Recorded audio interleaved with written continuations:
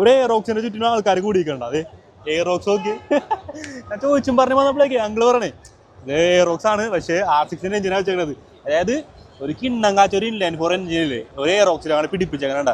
കണ്ടത് ഒരു അലൂമിനിയം സിംഗാമൊക്കെ കൊടുത്തിട്ടുണ്ടല്ലോ, അലിച്ച സാധനം ബ്രേക്കിംഗ് സിസ്റ്റം ഒക്കെ ഉണ്ടാക്കി വെച്ചേക്കണ്ട. എല്ലായിടത്തും ആമ്പറും ഇല്ലാത്ത സാധനങ്ങളൊന്നുമില്ല. അതായത് ഒരു വണ്ടിയിൽ എന്തൊക്കെ ചെയ്യാൻ പറ്റൂ, ഒരു ഡ്രാഗ് സ്പെക്ക് എയറോക്സ് എന്നൊക്കെ പറയില്ല, അതേപോലത്തെ സാധനം ഉണ്ടാവും. ഫ്രണ്ടൊക്കെ നോക്കി അത് ആൾക്കാരൊക്കെ എപ്പോൾ വേണമെങ്കിലും പറന്നു പോകാൻ പറ്റിയ വണ്ടിയാണ് ഉണ്ടാക്കി വെച്ചത്. ഇതൊക്കെ ഉപയോഗിക്കുന്ന ആൾക്കാരില്ലേ അവരുടെ റിസ്കിലായിക്കോട്ടെ ഉപയോഗിക്കണം. അപ്പം മലേഷ്യയിൽ ഇത് ഭയങ്കര കോമൺ ആണ്. അതായത് ഇതേപോലത്തെ സ്പെക്കൊക്കെ ബിൽഡ് ചെയ്യണമെന്ന് പറഞ്ഞിട്ടാ നമ്മൾ കാണാം, റോട്ടിൽ കൂടെ ഒക്കെ പോകുമ്പോൾ കാണണ്ട. ഇതൊരു മാക്സിമം സ്പെക്കാണ്. പക്ഷെ ചെറിയ വണ്ടികളൊക്കെ ഇല്ലേ, ചെറിയ ടയറിൽ എഞ്ചിനൊക്കെ എന്താണ് അത് അതിൻ്റെ ഉള്ളിൽ എന്താ പണിതേക്കണേ നമുക്കൊരു പിടുത്തം കിട്ടും. നമ്മൾ M-T-1 ഓടിച്ചിങ്ങനെ പോകണേരിക്കോട്ടെ, സൈഡിൽ കൂടെ ഇല്ല ആൾക്കാർ ജെറ്റിട്ട പോലെ പോകണണ്ട.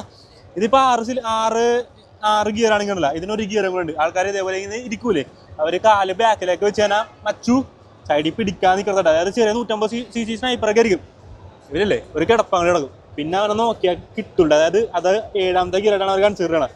അപ്പോൾ അതേപോലത്തെ മാഡ് സ്പെക്കിലാണ് ആൾക്കാർ ഇവിടെ ആൾക്കാർക്ക് അത്ര സേഫ്റ്റി കുറവാണ്.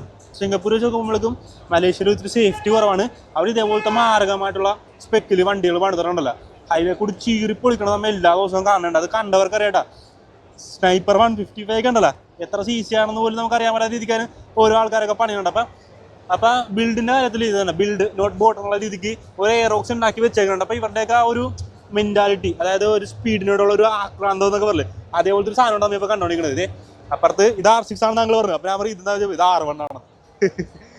എന്തൊക്കെ മൂടാല്ലേ. അതിനൊരു പേരും കൊടുത്തിട്ടുണ്ടാ, NV600. അതൊരു 5000 ZR എന്നൊക്കെ പറഞ്ഞു കൊടുത്തിട്ടുണ്ട്. അതിന്റെ എക്സോസ്റ്റ് എന്തൊക്കെയോ, അതായത് നമുക്ക് അറിയാൻ മേലാത്ത ബിൽഡ് ഇട്ടാൻ പറ്റൂ. നമ്മ ഇത് പറയാൻ ആളല്ല, നമ്മ ചെറുപ്പം തൊട്ട് കാണണമെങ്കിൽ നമുക്ക് മനസ്സിലായേ. പക്ഷെ ഇത് മാരകമായിട്ടുള്ളൊരു ബിൽഡ്. ആ സ്ഥലത്താണ് ഞാൻ വന്ന് നിൽക്കുക കേട്ടാ. വേറെ ഇവിടെ ഇടുമ്പോൾ എന്തായാലും കാണൂടാ.